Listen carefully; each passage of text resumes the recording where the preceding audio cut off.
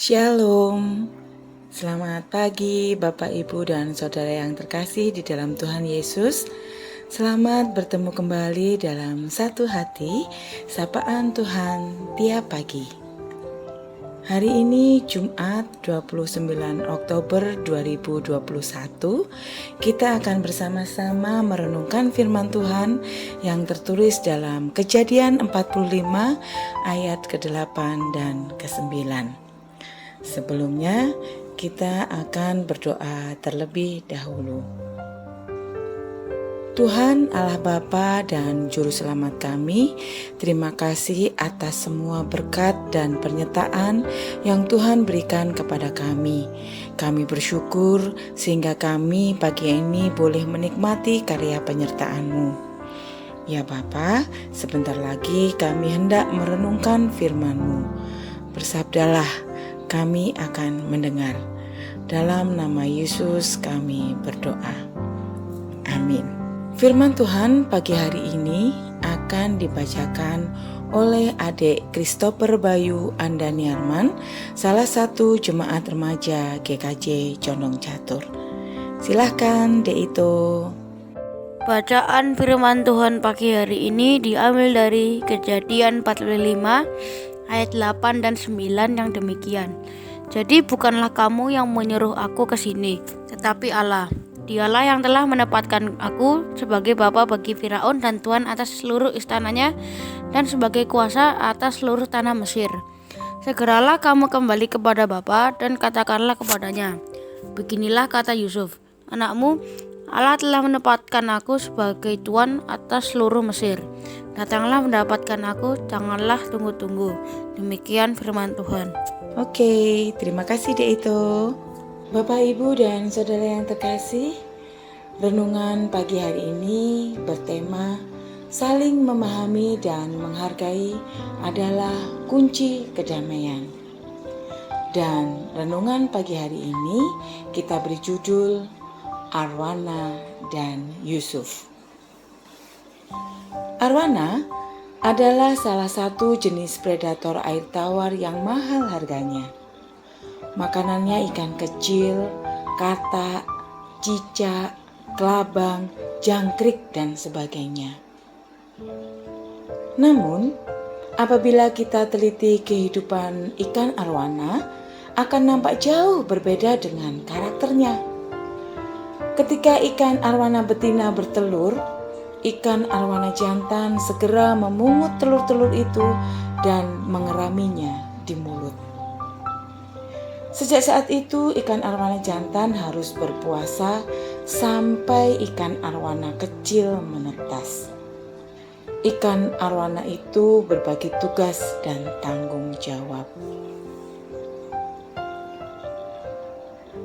Demikian juga dengan bacaan kita hari ini yang berkisah tentang Yusuf dan saudara-saudaranya.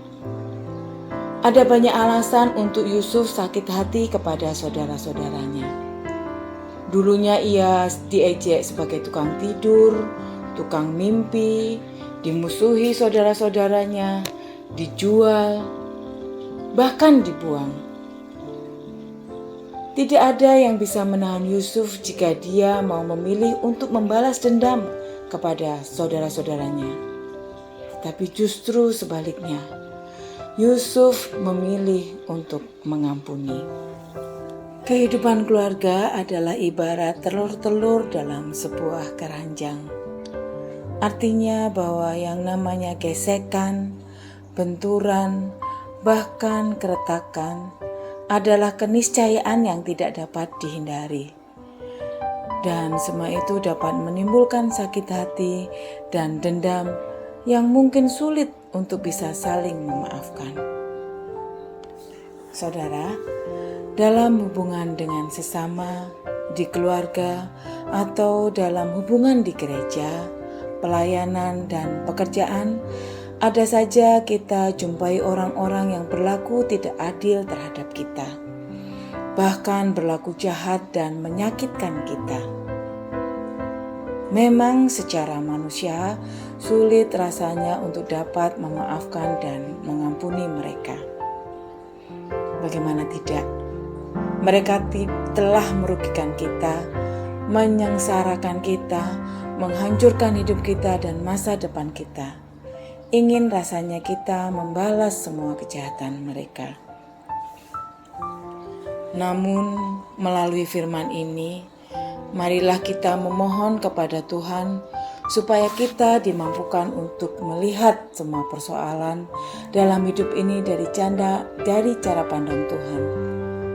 Sehingga kita melihat bahwa di balik semua peristiwa dan persoalan yang kita alami, ada rencana Tuhan yang indah untuk kebaikan kita, bahkan menjadikan kita berkat bagi keluarga dan sesama.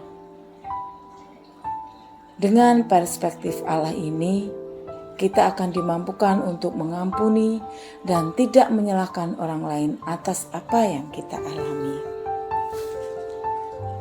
Namun, bila kita berada pada pihak yang berlaku tidak adil, curang dan jahat terhadap saudara kita atau sesama kita, firman Tuhan mengingatkan kita untuk bertobat dan memohon pengampunan Tuhan. Karena bila tidak, maka dosa itu akan terus menghantui dan menghakimi kita.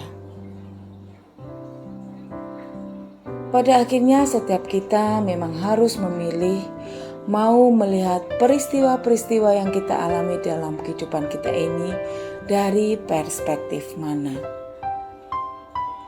Sikap kita, baik atau buruk terhadap saudara-saudara kita, ibarat perlakuan kita terhadap tubuh kita sendiri.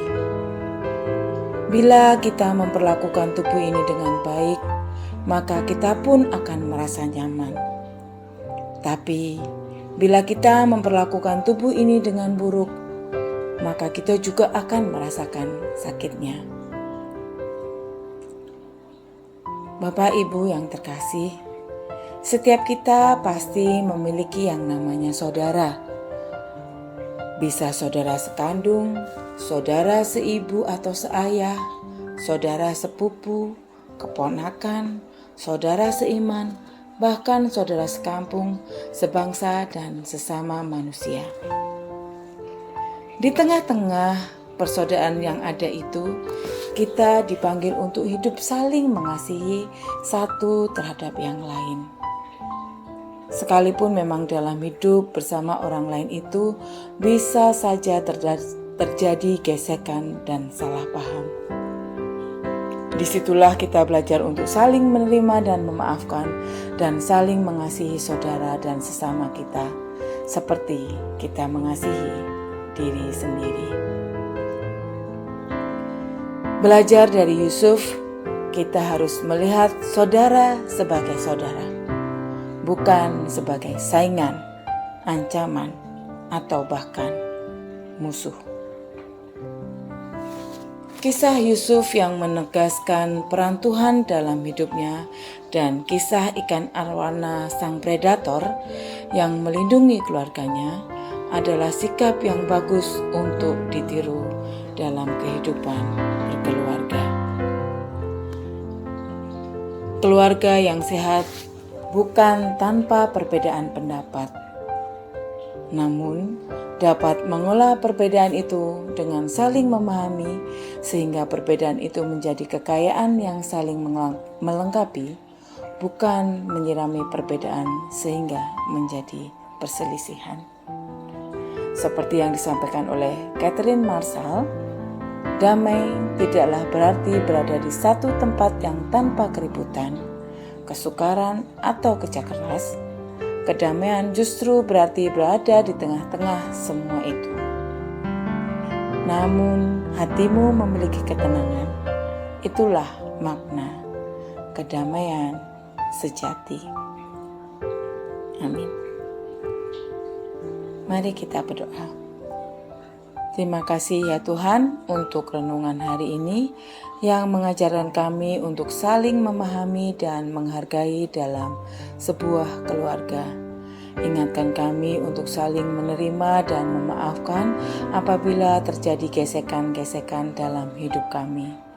Serta mampukan kami untuk belajar mengasihi saudara dan sesama kami seperti kami mengasihi diri kami sendiri. sebab kami yakin dan percaya Tuhan sendirilah yang telah mengajarkan kepada kami. Di dalam nama Tuhan Yesus kami naikkan doa kami. Amin. Demikian renungan kita hari ini. Selamat berkarya. Tuhan memberkati.